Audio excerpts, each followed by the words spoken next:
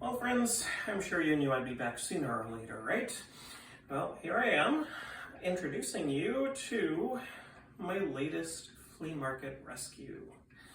And as far as I'm concerned, I really struck gold with this one because it is another Kienzle Westminster chiming mantel clock.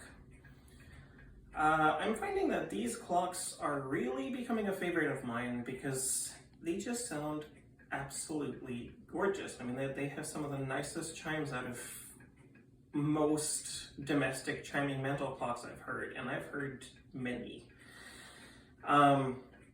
This particular example is a little bit later than the first Kienzle tambour that I got.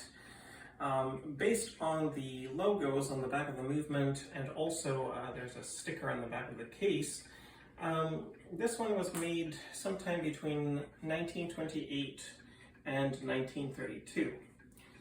And there are some differences between this one and the other Kienzle in my collection.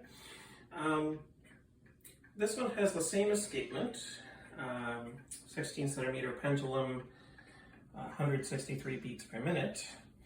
However, the strike is different in that it actually strikes on a 3-note chord instead of a single rod like the earlier one does. Unfortunately, this clock, when I found it, 2 out of 5 chime rods had broken off.